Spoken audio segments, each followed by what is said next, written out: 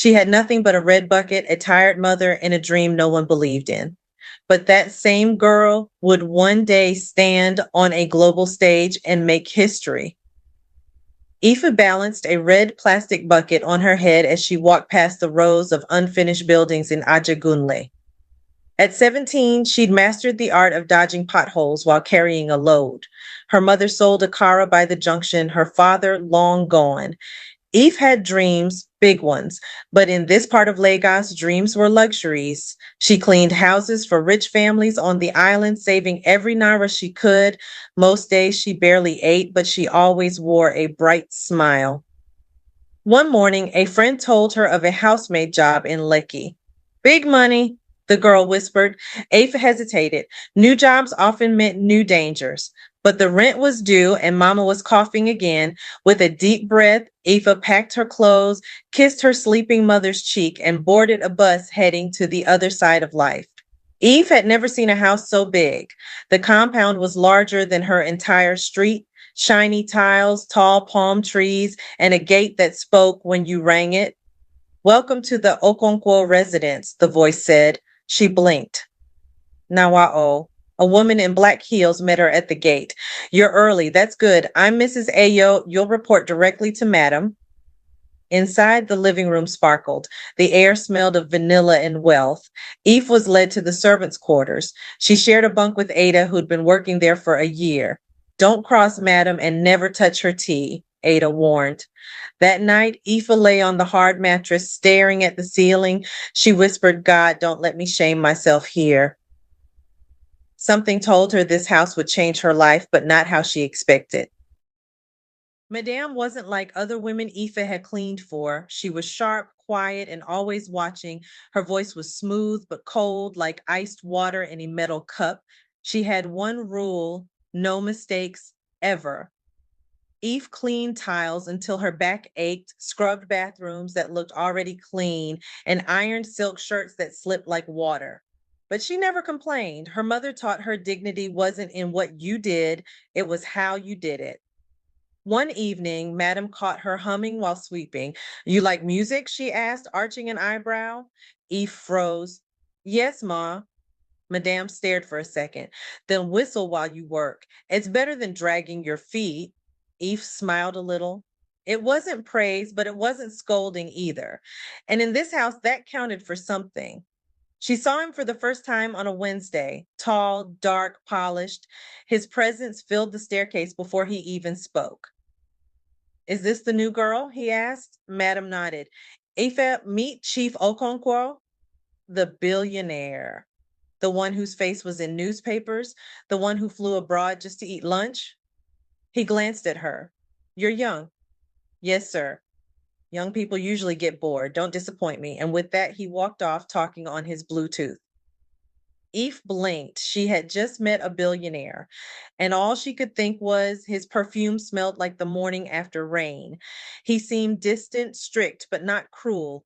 She wouldn't see him much again for weeks, but that brief exchange lingered in her mind like a radio playing quietly in the next room.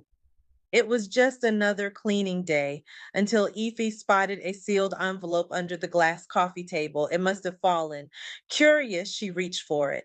Confidential business proposal was written on it. She quickly placed it on the desk where Madam usually filed documents. Later that evening, Madam found the letter and paused. Who touched this? Ife confessed. It was on the floor, Ma. I didn't open it. Madam narrowed her eyes. You shouldn't touch what's not yours. Eve bowed her head, shame washing over her. But then Madam added, but thank you for returning it. That night, Ada whispered, You got thanked from Madam? Ife shrugged, unsure what to make of it. Maybe honesty still counted for something in a house built on secrets. The cook, Mama Titi, had ruled the kitchen for 10 years. Don't touch anything unless you want to lose a finger, she warned. But one afternoon, the generator failed, the fridge shut off, and food began to spoil.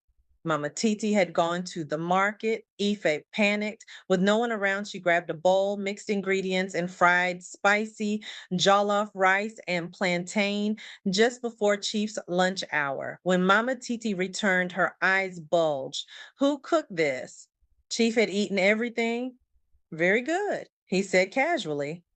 Madam raised an eyebrow but said nothing.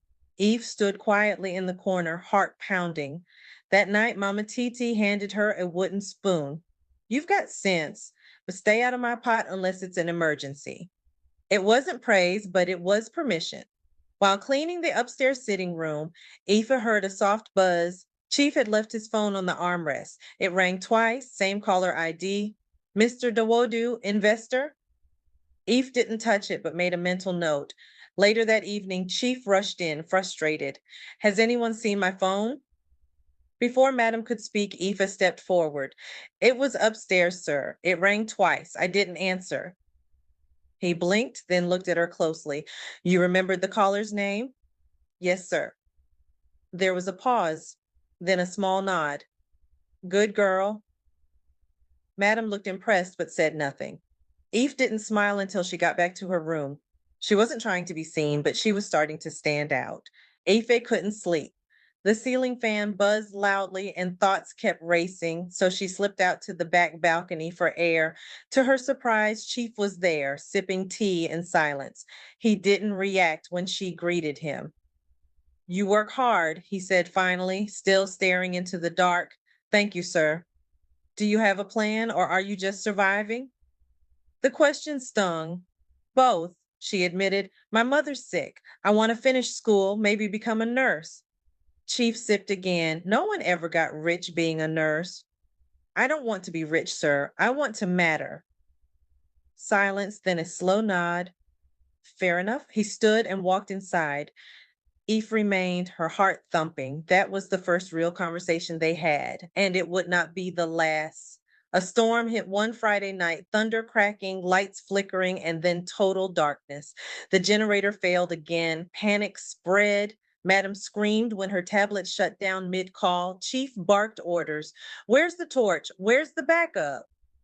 Eve, remembering the layout, quickly lit candles, found the old torch in the pantry, and helped calm the household. She even fanned Mama Titi, who was having trouble breathing. When the lights finally returned, Madam pulled Ife aside. Who taught you to stay calm in chaos? Growing up in Ajegunle, Ife replied. For the first time, Madam smiled faintly. You may have something this house needs.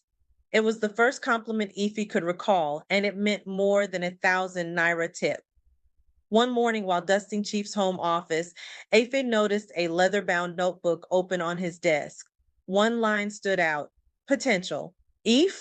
Smart, alert, emotionally intelligent? She froze. That was her name, her description. Someone had seen her, really seen her. She didn't touch the book, just stared at it for a moment before continuing her work. That evening, Chief handed her an envelope. This is for your mother's medication. Quietly, Eve took it, speechless. Thank you, sir. You earned it. Back in her room, Ife cried softly, not from sadness, but from the shock of being noticed. This job wasn't just feeding her anymore, it was growing her. And in that notebook, a seed had already been planted. You're getting noticed, Ada said one evening, arms folded. That's dangerous. Eve frowned. Why? Because girls like us don't belong in rich people's plans. We clean, we leave. That's the rule. Eve didn't reply, but the words lingered. It wasn't jealousy. Ada had seen things. She had scars she never spoke about. Don't think because Chief gave you money, your family, Ada added. They'll remind you soon enough. Later that night, Ify sat under the compound mango tree, wondering if Ada was right. But another voice inside her whispered, maybe I wasn't born to follow rules. Maybe I was born to change them. She didn't want luxury, she just wanted purpose. But in rich people's houses, lines blurred fast, and sometimes being seen came at a cost. One Saturday morning, Madame called Eve into the living room. Her tone was different, cool, almost amused. There's an event tonight. My assistant bailed. I need someone reliable. Can you read? Yes, Ma. Then you'll be helping me. Wear something decent. That evening, Ife sat beside Madame at an upscale fundraiser. She handed her water, adjusted files, whispered reminders. She moved with quiet grace. At one point, Madame leaned in. You're better than I expected? After the event, Madame gave her a folded wrapper. Your reward. Keep showing sense. Eve returned to the quarters that night glowing, not because of the gift, but the trust. She had stepped outside the maid box for a few hours and she liked how it felt. That event changed everything. Eve had seen how the other half lived, dresses like waterfalls, speeches like poetry, phones worth more than her mother's house. But what struck her most wasn't the wealth, it was how empty some people looked behind the glamour. She watched a rich lady fake a smile while her husband ignored her. She overheard a CEO boasting about deals, but stuttering when asked about his children. Back in her room, Ify wrote a new journal entry: Money makes noise. Peace whispers. The world she had seen wasn't better, it was just different. And maybe, just maybe, she could learn to take the good without losing herself. That night, she dreamt of her own house, modest, warm, full of light and laughter. She didn't need to be rich, she just needed to be whole. One Monday, while rushing to clean Madam's office, Ife accidentally knocked over a cup of hibiscus tea. It spilled onto a stack of documents. She froze. Panic rising, she wiped it carefully, dried the papers, and placed everything back as best she could. But later that afternoon, Madame noticed the stain. Who did this? Eve stepped forward. I'm sorry, Ma, it was me. Madame stared at her. The room went silent. You could have hidden it, but you didn't. She sighed. Mistakes happen, but next time call someone immediately. Ife blinked. That was it? No shouting, no threats, Madame added quietly. You're growing. Don't let fear make you foolish. Ife nodded. Lesson learned. That day, she realized something powerful. Honesty won't always protect you from consequences, but it keeps your dignity intact. One evening, while placing wine glasses in the dining room, Afa overheard a heated conversation between Chief and a guest. Your proposal is too risky, Chief said, but it could triple your investment, the man replied. Chief snapped, I care more about legacy than doubling Naira. This isn't just business. Eve quietly stepped away, but something stuck with her. Chief wasn't just rich, he was intentional. That night, she replayed those words: legacy, not just business. It made her wonder, what kind of legacy was she building? Even as a house girl, could she live in a way that mattered? She didn't know yet, but now she had an idea of who to watch and how to grow, because the real education wasn't in books, it was in watching power move and deciding what kind of power you wanted. During dinner service, Chief surprised everyone. Eve, he said, I'm organizing a charity tech program for underprivileged girls. I want you on the team. The whole table went silent. Madam didn't object, but Ada choked slightly on her water. Eve swallowed hard. Me, sir? Yes. You know their world. They'll listen to you before they listen to me. He handed her a lanyard. You'll wear this. The room spun a little. Was she still a house girl or something more now? Ada raised an eyebrow when she saw the badge. Don't get carried away, she said. You're not family. But Ife knew better. She wasn't chasing closeness, she was chasing clarity. She went to the conference ready to serve, but she listened harder than ever. And when a speaker said, sometimes the person pouring tea today will run the table tomorrow, Ife's eyes burned, because maybe, just maybe, that person was her. At the conference, Ife blended into the background, ushering, organizing files, fetching water, but her ears were always open. She listened to CEOs talk about failure, to entrepreneurs share how they sold chin chin before launching apps. She wrote notes on napkins, but one woman caught her attention, a former cleaner turned hotel owner. She said, the work didn't change. I just learned how to charge for it. Afterward, Aoife found her near the bathrooms. Thank you, Ma, she said. You made me believe more is possible. The woman smiled. And you? You look like someone who won't stop until she gets there. That single compliment stayed with Ife for days, because sometimes it's not the person on stage who makes the difference. It's the one who sees you when nobody else does. The call came at 2 a.m. Mama was in the hospital. Coughing turned into breathing problems. Eve's hand shook. She begged Madame for permission to leave. To her surprise, Madame gave her money and called her driver. At the clinic, Mama lay weak but smiling. You came, she whispered. Ife stayed 2 nights, fed her, bathed her, sang to her. On the third day, Mama said, you've changed. Your eyes, they carry something bigger now. Eve smiled. She hadn't noticed, but she felt it too. Back at the mansion, Chief asked quietly, is she okay? Eve nodded. Thanks to you. Chief looked away. Some things are more important than profit. Mothers are one of them. It was in that moment Ife saw Chief not as a boss, but as a man with layers, and she wondered how many other truths wealth kept hidden. One Sunday, Ife brought Madam her tea and found her crying. No makeup, no composure, just a woman curled in a chair. Ife froze.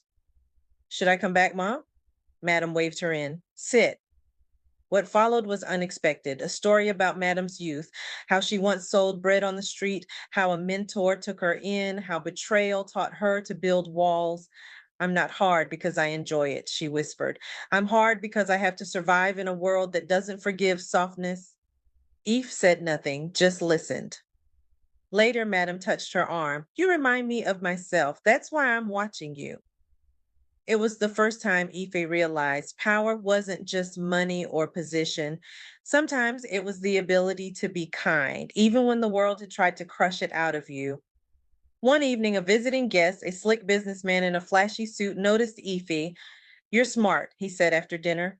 I could use someone like you. Leave this place. Come work for me. He offered more money, nicer quarters, better opportunities. But something about his smile felt wrong. She told Chief. Chief's face darkened. Men like that look for bright girls in dark places. I'm glad you told me. He paused, then added, if you ever want better, come to me first. You've earned that right. Eve thanked him, heart pounding.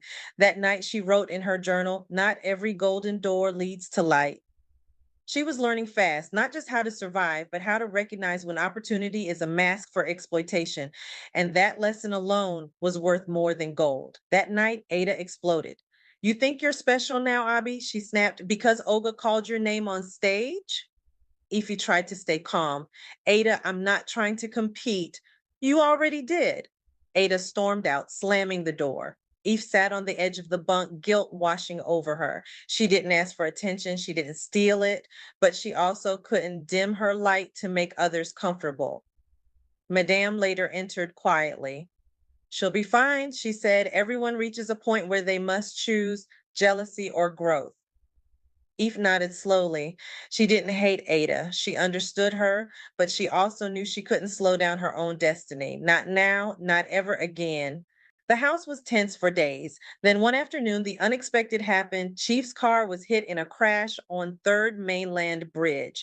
News spread like wildfire. Ife's hands shook as she cleaned the corridor, listening to staff gossip. Later, Chief returned home, limping, bruised, but alive.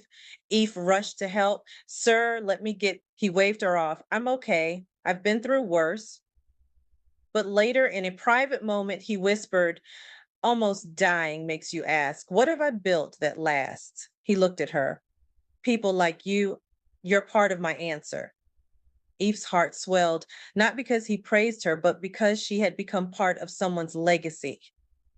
And that meant she was building her own too. A letter arrived from Ajagunle. It was Mama. My daughter, I hear of what you're doing. The whole street talks of you. I'm proud. Tears slid down Efe's cheeks. Mama had always believed, but this was the first time she said it out loud. She sent photos too of their patched up zinc roof, the new curtains. A neighbor's daughter, Ife, had helped enroll in school. This is your doing, Mama wrote. That night, Aoife stood by the window and looked out at Leki's glittering skyline. She had crossed a long distance, but her roots were still in the dusty street where it all began, and she wasn't ashamed of it. She was powered by it. One Friday morning, Chief handed her a sealed envelope. A scholarship, full ride, business administration, university of your choice. Eve stared, stunned. I don't give things for free, he added.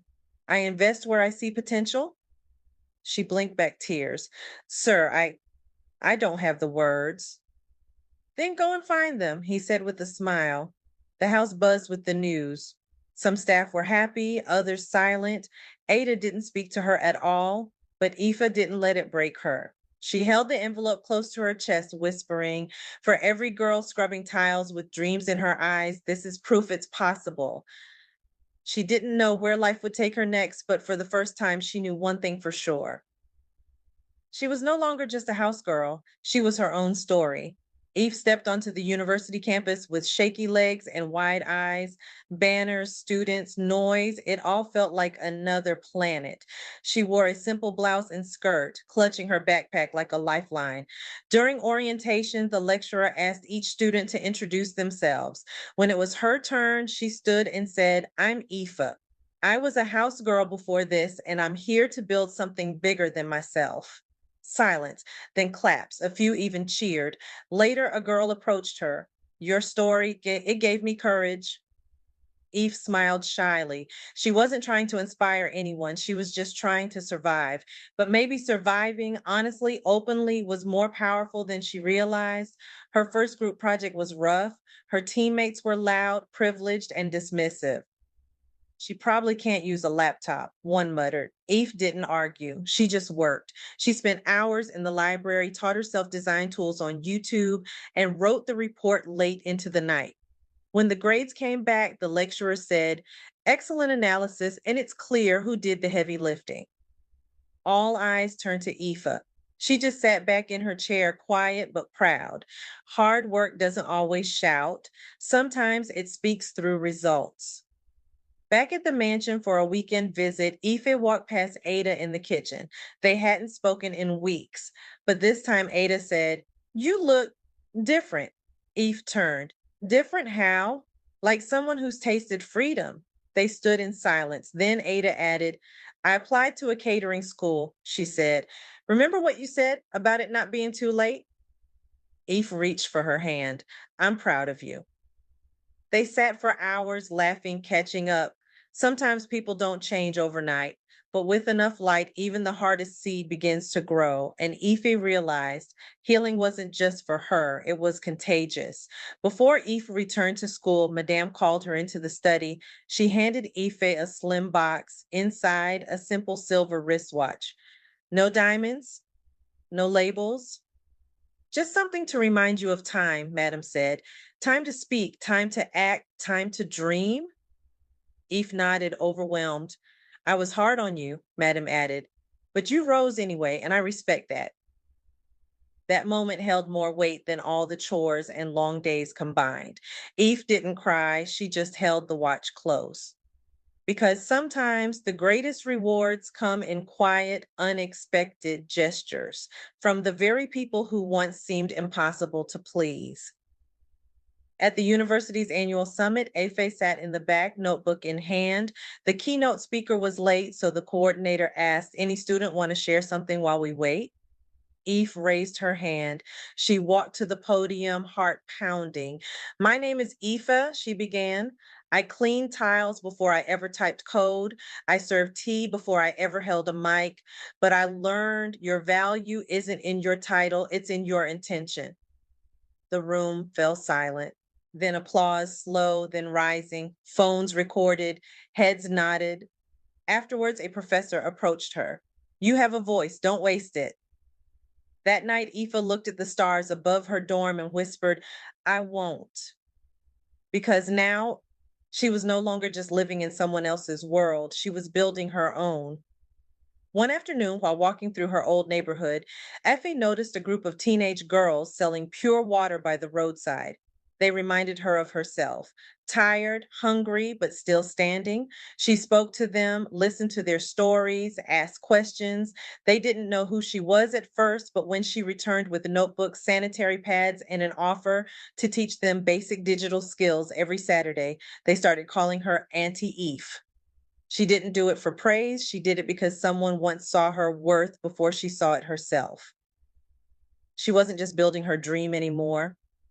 She was handing out blueprints. Success brought a new problem, pressure. Eve began to feel it in her bones, grades, side projects, interviews, mentoring sessions. It never stopped. One evening, she looked in the mirror and barely recognized herself. Tired eyes, shaky hands. Am I becoming someone else? She asked. But when she visited Mama and sat on the floor eating amala and listening to the old woman hum, something shifted. She remembered who she was, a girl who cleaned floors with purpose, not to impress, but to survive, and now to give. That night she wrote in her journal, humble doesn't mean hiding, it means remembering. Ife pitched a startup idea to a group of investors, an online platform to connect domestic workers with safe, dignified jobs. One man scoffed, house girls don't use apps. Ife's voice didn't shake. I was a house girl, and I built one. They didn't fund her, but her story went viral the next day. Thousands shared her clip. Domestic workers across Nigeria left comments like, finally, someone sees us. Another investor, one who had once hired a housemaid as his assistant, called her the next day. I believe in it, he said. Ify smiled. Not every no was a loss. Sometimes it was a door swinging you toward the right yes. Ada's name flashed on Ife's screen one evening. They hadn't spoken in months. Can I talk to you? She asked. Eve said yes. They met at a small cafe. Ada looked different, lighter somehow. I applied to a catering school, she said. Remember what you said about it not being too late? Eve reached for her hand. I'm proud of you. They sat for hours laughing, catching up. Sometimes people don't change overnight, but with enough light, even the hardest seed begins to grow. And Ife realized healing wasn't just for her, it was contagious. It happened during the fifth anniversary of Chief's Mentorship Foundation. Ife was the keynote speaker. She told her story openly, honestly, from scrubbing tiles to presenting at summits. She ended with, the greatest wealth you can give someone is belief. Chief gave me that. She turned and saw Chief dabbing his eyes. The room applauded, but it was the quiet between them that said the most. Afterward, he pulled her aside. I thought I was investing in a maid with potential, but you've become a mirror, showing us who we could be if we dared to care. That night, Ife wrote one sentence in her journal, even billionaires need reminders. An email changed everything. Subject, invitation to speak, Women in Tech Africa Summit, Cape Town. Ife stared at the screen. Her name was next to global CEOs and thought leaders. She remembered polishing silverware while Madam attended a similar event. Now she would stand on that same kind of stage, not as support staff, but as a voice. When she stepped up to the mic in Cape Town, she opened with, I was a house girl. But that was only the first chapter. The crowd gave a standing ovation, not for perfection, but for proof. Proof that a girl with grit, humility, and vision could walk from the back door to the spotlight without losing her soul. Back home, Ife planted a mango tree beside Mama's window. It'll give shade and sweet fruit, she smiled.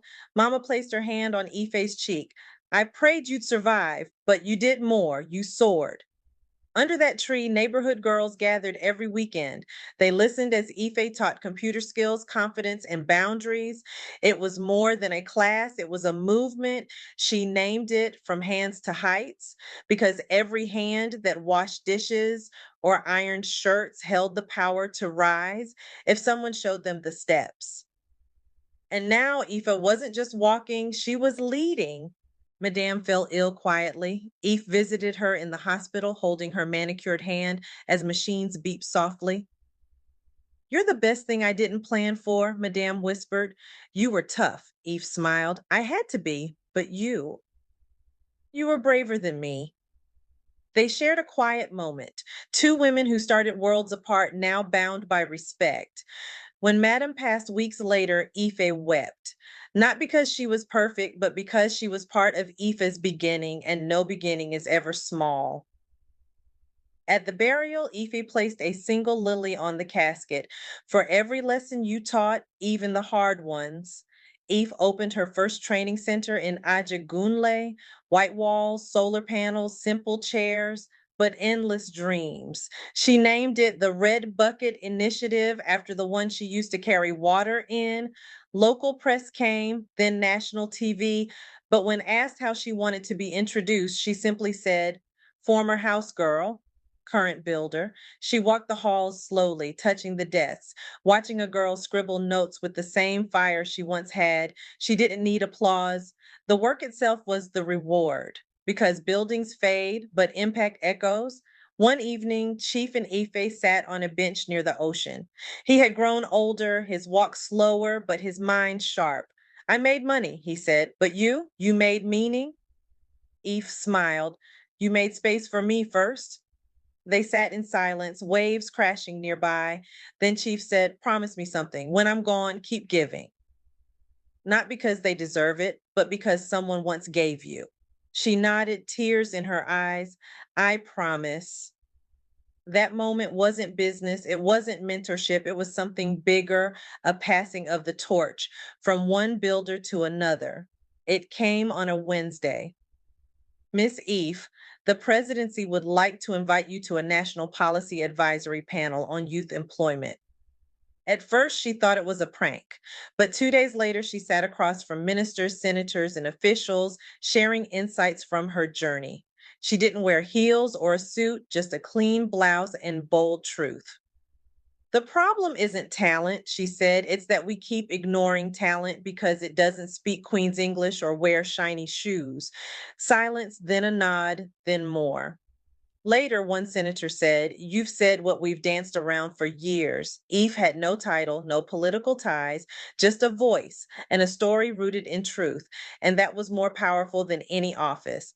At a training session, a boy sat at the back, quiet, eyes low. During break, Eve approached him. Why so shy? He shrugged. People say I can't speak well. Eve pulled out her journal and handed it to him. Neither could I, but writing gave me the courage to speak later. He opened it slowly. Weeks later, he returned. I wrote something, he said. It was a poem about his life, his pain, and a future he hadn't seen yet. Eve published it in her next newsletter, crediting him fully. He cried, and so did she, because changing the world doesn't always mean lifting millions. Sometimes it means lifting one. The governor of Lagos unveiled a new mural in the city's tech district. Ife's face was painted among Nigeria's modern changemakers, colorful, strong, smiling. She stood quietly in front of it, unsure how to feel. You deserve it, Obina whispered, holding her hand. They were now engaged, slow, steady love that had grown from deep friendship. Eve took a photo beside the wall, but she didn't post it. Instead, she sent it to Mama with a note from your floor to their wall. Thank you for teaching me how to rise without arrogance. It was never about the fame, it was about remembering what it costs to stand tall. IFA launched the Housekeepers Guild, a network for domestic workers across Nigeria. It offered contracts, health insurance, training, and legal support. What gave you this idea? A journalist asked. I was tired of girls like me being invisible, she replied. At the guild's launch, Ada stood by her side, now a certified caterer serving proudly. Eve's old red bucket was displayed on stage, not as shame, but as symbol of beginnings, of burden turned into brilliance. That night, she sat at the head of the table with workers, journalists, and policymakers. She'd earned the right to be there, but more importantly, she created the table herself. Eve published her memoir, The Billionaire's House Girl from Tiles to Tables. It sold out within days. In it, she didn't just talk about hardship. She talked about healing, about courage, about the complexity of wealth and kindness. People across the world sent letters. A girl in India wrote, now I believe my story matters too. Eve sat in her study, staring at the last line of her own book. I cleaned houses. I wiped windows, and through it all, I never stopped seeing myself. It was never about escaping where she came from. It was about learning to rise without erasing it. In a quiet ceremony surrounded by friends, students, and family, Afe and Obina exchanged vows, not in a fancy hall, but beneath the same mango tree she planted for Mama. No fanfare, just love, truth, and food made by Ida's catering business. During her vows, Ife said, I don't promise perfection, I promise purpose. That together we'll keep building homes for hearts like mine. Obina smiled, eyes glistening. You turned burden into beauty. I just want to help you carry it. And just like that, the house girl became a wife. Not to complete her story, but to continue it together. A public school in Ogun State unveiled its new name, Efe Nwakocha Girls Academy. She attended the ribbon cutting with Zara by her side. The girls chanted, Auntie Eve, Auntie Eve. Zara looked up. Why are they all shouting your name? Ife knelt beside her. Because sometimes when you tell your truth, other people find permission to speak theirs too. Later that day, she told the students, I didn't climb out of poverty to look down on others. I climbed out so I could reach back with both hands. And those hands were still reaching. Years after his passing, Chief's lawyer delivered an envelope to Ife. Inside, a handwritten letter. If you're reading this, it means you've built the world I knew you would. I once hired a girl to mop my floors. I didn't know I was hiring someone who'd eventually sweep injustice off the streets. It ended with, your story was never about being my house girl. It was about becoming your own kind of billionaire, one whose wealth is measured in lives changed. Eve read it slowly, tears falling, and she realized something. Chief hadn't just changed her life, he had made space for her to change others. Eve stood on one last stage. Her voice was softer now, but every word hit like thunder. I don't want to be remembered for money or even awards. I want to be remembered as proof that a house girl can rise, not because someone gave her power, but because she discovered it inside herself. The hall stood in silence. Then applause rose like a wave, one that would never fade. Later that night, under a quiet sky, Ife sat in her garden with Zara's daughter on her lap. The little girl asked, Grandma, what did you do when you were young? Eve smiled. I cleaned floors. Then I built doors so girls like you could walk through them with your head held high. And that was how a house girl became a heroine, not in fiction, but in full blazing truth. If you were inspired by Ife's journey, don't forget to like, comment, and subscribe for more powerful stories that prove where you start doesn't define where you finish. Turn on the bell so you never miss the next story that just might change your life. Thank you for watching.